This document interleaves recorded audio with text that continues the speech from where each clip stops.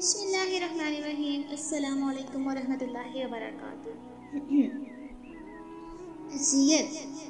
اذیت تب ملتی ہے جب اللہ ہم سے ناراض ہو جاتا ہے۔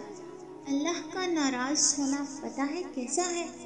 بالکل ایسے جیسے گلاب کے پھول سے اس کی خوشبو چھن جائے، جیسے کسی خوبصورت منظر سے اس کی خوبصورتی، جیسے خزاں کے موسم میں سبھی پتے جھڑ جائیں، جب نمازیں خوشیوں سے خالی ہو جائیں، جب دل قرآن میں نہ لگے، جب سجدوں کی توفیق چھن جائے، جب لبوں سے اللہ کا ذکر مٹ جائے، جب ضمیر ملامت کرنا چھوڑ جائے، جب اللہ سے محبت میں آنکھ سے آنسو بہنا ختم ہو جائے، جب مایوسی تمہارے پہلو میں بسیرا کر لے، جب نمازیں قضا ہونے لگ جائیں، جب تم دنیا کی رنگینیوں میں کھو جاؤ۔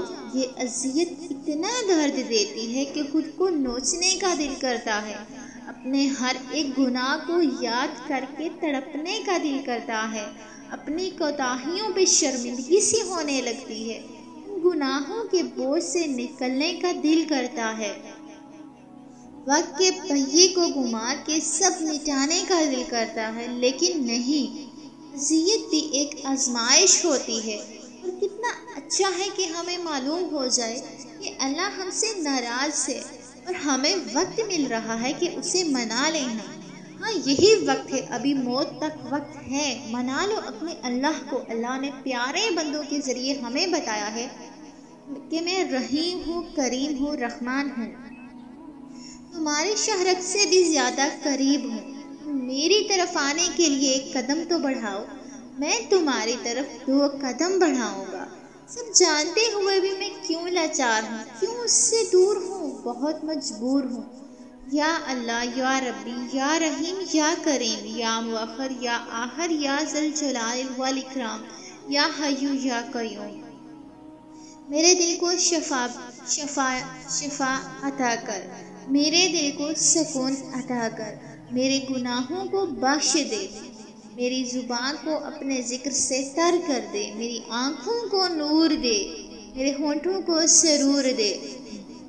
یا مقلب القلوب ثبت قلبی علی دینک، اے دلوں کو پھیرنے والے، میرے دل کو اپنے دین پر جما دے، میرے سجدوں کو ہو دے، میری نمازوں کو خشوع دے، مجھے ہدایت دی، مجھے صراط المستقیم پہ چلنے کی توفیق عطا فرما۔ آمین ثم آمین رب العالمین۔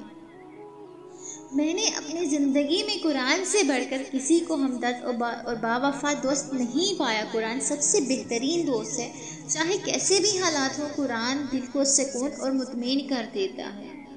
ہم بہت گناہگار ہیں میرے اللہ، مگر ہمارے گناہوں سے تیری رحمت وسیع ہے۔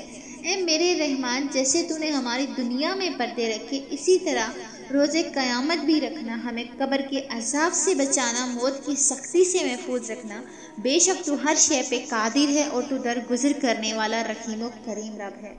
آمین ثم آمین یا رب العالمین۔ بارک اللہ فی۔ السلام علیکم ورحمۃ اللہ وبرکاتہ۔